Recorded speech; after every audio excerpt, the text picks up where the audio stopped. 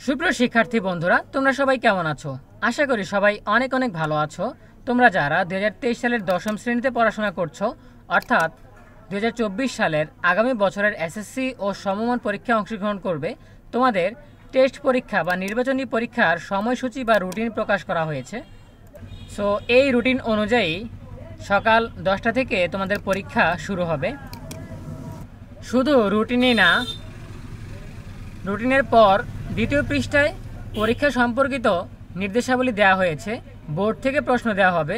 Board থেকে প্রশ্ন কিভাবে আসবে সেই বিষয়ে বিস্তারিত আমরা আজকের ভিডিওতে আলোচনা করব।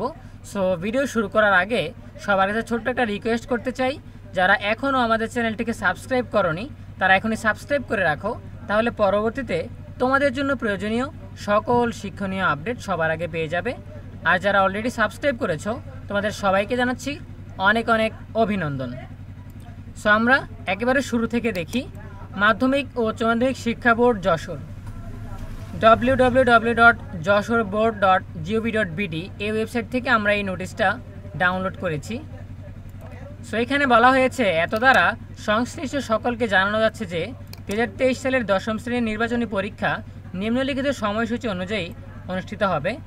বিশেষ প্রয়োজনে বোর্ড কর্তৃপক্ষ এই সময়সূচি পরিবর্তন করতে পারবে। সো এখানে প্রত্যেকটা বিষয়ের জন্য তারিখ দেওয়া আছে। পরীক্ষা শুরু হবে 1 অক্টোবর রবিবার।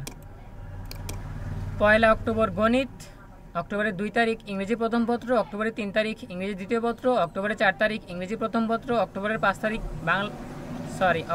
তারিখ বাংলা প্রথম পত্র, অক্টোবরের 5 তারিখ বাংলা দ্বিতীয় পত্র, অক্টোবরের 8 তারিখ বিজ্ঞান বিভাগের পদার্থবিজ্ঞান, ব্যবসা শিক্ষা বিভাগের হিসাব বিজ্ঞান, মানবিক বিভাগের ভূগোল ও পরিবেশ।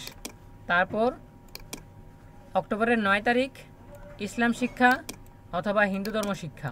তারপর অক্টোবরের 10 তারিখ জীববিজ্ঞান, অক্টোবরের 11 তারিখ তথ্য ও যোগাযোগ প্রযুক্তি বা আইসিটি। তারপর অক্টোবরের 12 তারিখ বিজ্ঞান বিভাগের রসায়ন, ব্যবসা শিক্ষা বিভাগের ফিন্যান্স ও ব্যাংকিং, মানবিক বিভাগের বাংলাদেশের ইতিহাস ও বিশ্ব সভ্যতা। তারপর অক্টোবর মাসের 15 তারিখ বাংলাদেশ ও বিশ্ব পরিচয় বিজ্ঞান বিভাগের জন্য, অন্য বিভাগের জন্য হচ্ছে সাধারণ বিজ্ঞান। তারপরে অক্টোবর মাসের 16 তারিখ উচ্চতর গণিত বিজ্ঞান বিভাগের জন্য, আর অন্য বিভাগের জন্য হচ্ছে পৌরনীতি ও নাগরিকতা। ঠিক আছে, তারপর আমরা বিশেষ নির্দেশাবলী জেনে নিই। সকল বিষয়ের পূর্ণ নম্বর ও পূর্ণ সময়ে পরীক্ষা অনুষ্ঠিত হবে। প্রশ্নপত্রে উল্লিখিত সময় অনুযায়ী পরীক্ষা গ্রহণ করা হবে। পরীক্ষার সময়সূচিতে দশম শ্রেণীর যে সকল বিষয় উল্লেখ নেই, শুধু সেই বিষয়সমূহ প্রতিষ্ঠানের নিজ দায়িত্বে প্রশ্ন প্রণয়ন করবে। অর্থাৎ এই লিস্টে যেই বিষয়ের নাম তোমরা দেখোনি সেই বিষয়গুলোর প্রশ্ন তৈরি করবে বিদ্যালয় কর্তৃপক্ষ। ঠিক আছে, বিদ্যালয় শিক্ষা প্রতিষ্ঠান নিজ দায়িত্বে প্রশ্ন প্রণয়ন করবে এবং বোর্ড প্রদত্ত সময়সূচির সাথে সমন্বয় করে পরীক্ষা গ্রহণ করতে হবে। প্রথমে সৃজনশীল বা রচনামূলক এবং পরে বহু নির্বাচনী পরীক্ষা হবে। উভয় পরীক্ষার মধ্যে কোনো বিরতি থাকবে না। এখানে উল্টো কথা বলা হয়েছে যে প্রথমে হবে সৃজনশীল, পরে হবে বহু নির্বাচনী।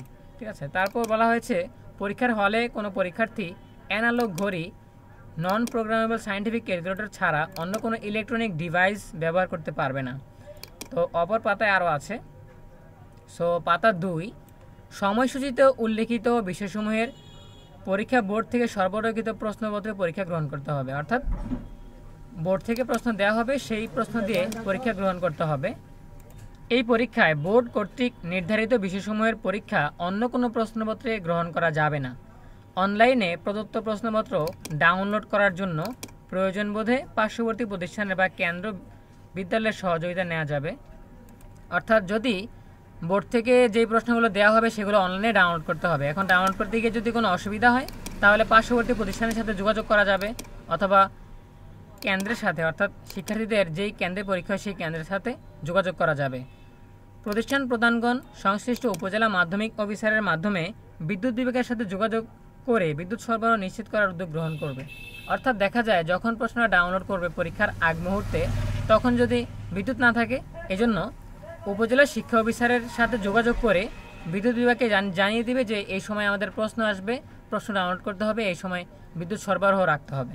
ঠিক আছে, তারপর পরীক্ষার ফিস বাবদ শিক্ষার্থী প্রতি 10 টাকা হারে সোনালী সেবার মাধ্যমে জমা দিতে হবে। অর্থাৎ টেস্ট পরীক্ষার জন্য স্কুল থেকে যে চার্জ নেওয়া হবে বা পরীক্ষার ফি ঘোষণা করা হবে সেখান থেকে সোনালী ফি বাবদ টাকা জমা দিতে হবে, কারণ বোর্ড থেকে প্রশ্ন দেওয়া হচ্ছে, এই জন্য বোর্ডকে 10 টাকা করে জমা দিতে হবে শিক্ষার্থীর প্রতি।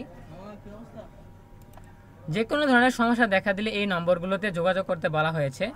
প্রকাশ থাকে যে মাধ্যমিক ও উচ্চ মাধ্যমিক অধিদপ্তর থেকে পরবর্তী সময়ে যে কোনো নির্দেশনা জারি করা হয় তা যথাযথ পালনপূর্বক সমন্বয় করা হবে।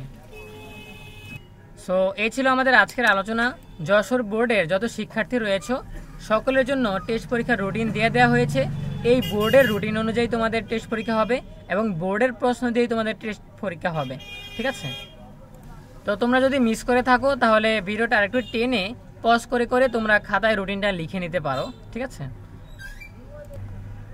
সো যেহেতু এটা শিক্ষা অধিদপ্তর থেকে নির্দেশনা দেওয়া হয়েছে, তাই আশা করি অন্যান্য বোর্ডগুলো তাদের বোর্ডের অধীনস্থ যেসব শিক্ষার্থী রয়েছে সেসব শিক্ষার্থীর এসএসসি টেস্ট পরীক্ষার রুটিন এবং প্রশ্নপত্র প্রণয়নের বিষয়ে নোটিশ প্রকাশ করবে।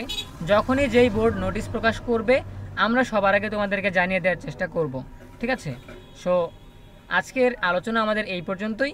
দেখা হবে পরবর্তী আপডেট নিয়ে নতুন কোনো ভিডিওতে। সেই পর্যন্ত সবাই ভালো থাকো, সুস্থ থাকো, সেই কামনা করছি। সকলের জন্য রইল অনেক অনেক শুভকামনা। ধন্যবাদ সবাইকে।